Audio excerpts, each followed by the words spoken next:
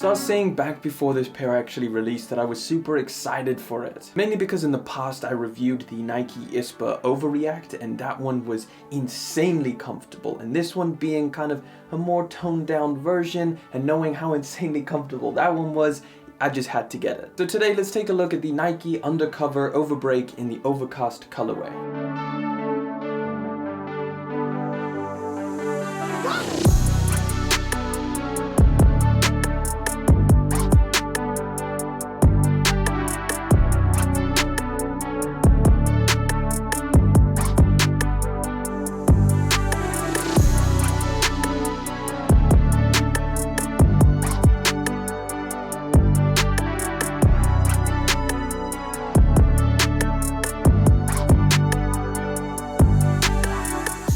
So here is the box. It definitely doesn't stray too far away from what you would normally see from an Undercover and Nike collaboration. All over black box with the kind of gloss Nike text on the top. You have the Undercover Yun Takahashi logo on the side, and I'll give you a look at that size tag. There you go, have a little look, but let's break these out. I'm excited to get them on. Here we go, today's pair of sneakers, the Nike Undercover Overbreak.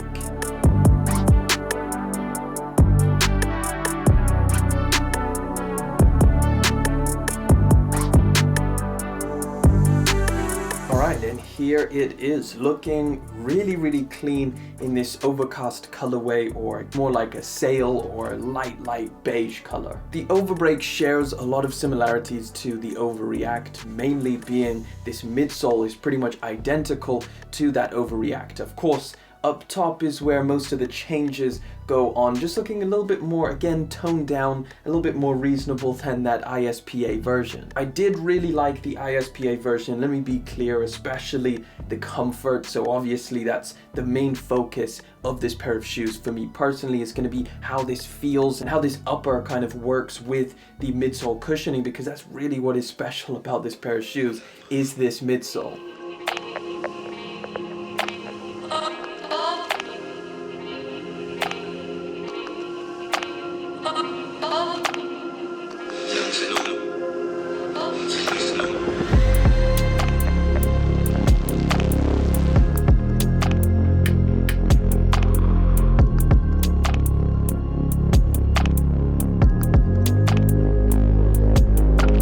Of course, we're going to get into all of that, but first let me give you some specifics on this pair of shoes. So this is an Undercover and Nike collaboration. It did release in two different colorways. Again, this kind of what they're calling Overcast. It is kind of like a sail, off-whitish cream kind of color. And they also released a predominantly black colorway with kind of white speckling, which also I think was really clean. However, this one just being a little bit brighter was probably my preference. Both colorways released on February the 19th. It retails for £140 here in the UK or $160 out in the US.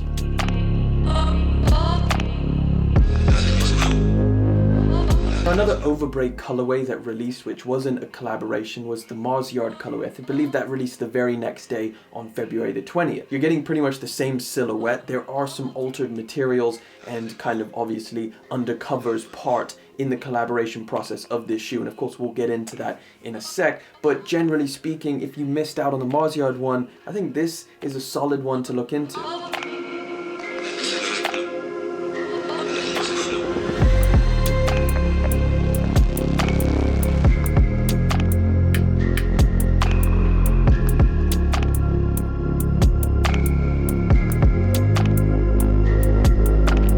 This sneaker, despite being a collaboration, hasn't really been altered too much. Paneling and everything stays relatively similar or true to the Overbreak silhouette. Now there are some really cool things that Undercover did bring to this pair of shoes, starting with this kind of text that you find on the toe box. If I show you the toe box right there, the right shoe says balance and the left one says chaos. I think it's a pretty interesting and cool touch to the pair of shoes. You also get a little embroidered rose on the lateral side of both sneakers. I think that's also a really cool little addition. And other than that, you pretty much just have the Undercover branding. Nike Undercover on the top of the tongue, the insole, and around towards the back of the sneaker.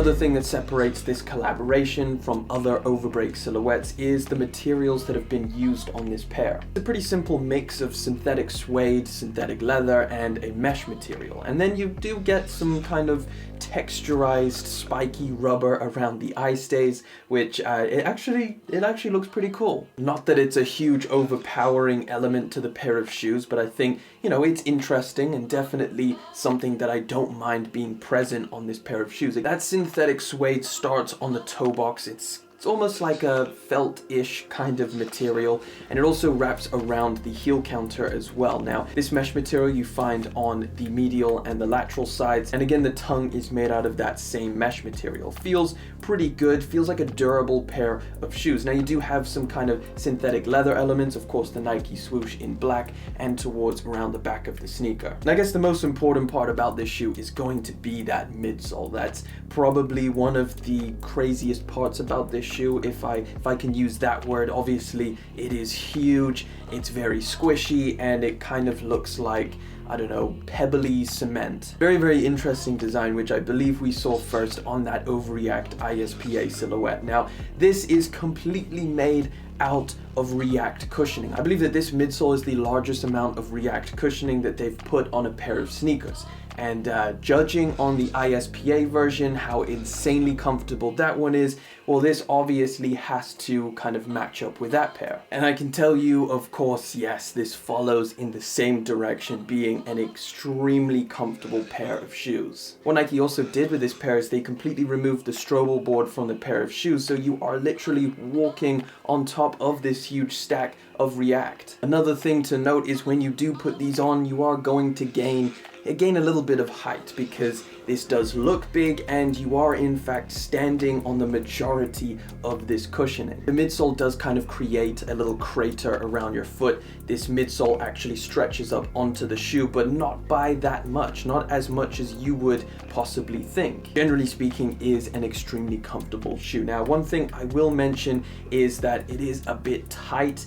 Definitely just tight around this upper area. However, I don't believe I would go a size up because it hasn't changed in terms of length. I would definitely suggest just unlacing them a little bit. However, generally speaking, this upper is pretty narrow. Of course, the midsole's nice and wide, but the upper is relatively narrow, so I don't believe it's that wide foot friendly. You may, as a wide footer, have a little bit of a tight fit. And that pretty much wraps it up for the Nike Undercover Overbreak. Awesome pair of shoes, extremely comfortable. I really, really like it. And if you haven't tried this Overreact or Overbreak cushioning system, I definitely recommend you do so. But either way, thank you so much for coming through, hanging out for yet again another video. Thank you for liking, commenting, and of course subscribing. I'll catch you all in the next one, but until then,